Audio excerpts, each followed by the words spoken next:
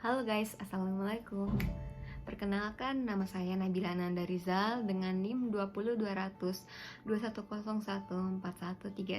Saya dari Universitas Cendrawasih. Di sini saya akan menjelaskan mengenai rangkuman-rangkuman mata kuliah Hukum Laut Internasional yang saya telah rangkum. Happy watching! Hai guys, pasti banyak yang bingung nih atau yang bertanya-tanya, apa sih hukum laut internasional? Jadi hukum laut internasional adalah aturan-aturan atau kaidah yang mengatur tentang berbagai persoalan yang berhubungan dengan batas-batas wilayah negara yang berkaitan dengan laut, baik laut yang ada dalam suatu negara ataupun di luar negara, atau bisa disebut juga laut lepas. Next, apa sih sumber hukum laut internasional? Sumber hukum laut internasional adalah kebiasaan internasional ini dari lahir perbuatan yang sama dan dilakukan secara terus-menerus dan berulang-ulang atas dasar kesamaan kebutuhan di laut. Dan kebiasaan internasional ini juga merupakan kebiasaan umum yang diterima sebagai hukum. Pengertian dari ruang lingkup dari hukum internasional.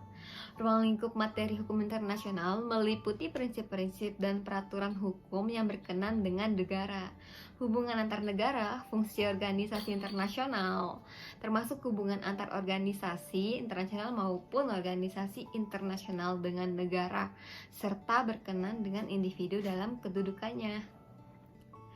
Apa saja sih bentuk hukum internasional? Bentuk hukum internasional dibagi menjadi dua. Yang pertama, hukum internasional regional, dan yang kedua, hukum internasional khusus. Bentuk hukum internasional regional yaitu berlaku atau terbatas di daerah lingkungan berlakunya. Dan yang kedua, bentuk hukum internasional khusus berlaku bagi negara-negara tertentu. Dan sekarang masuk di materi fungsi hukum internasional bagi suatu negara. Hukum internasional mempunyai manfaat yang penting, salah satunya mengenalkan konsep baru, konsep negara kepulauan, biasa disebut archipelagic state.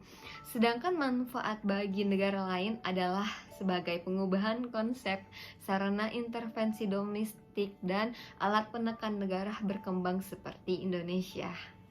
Apa itu sifat hukum internasional?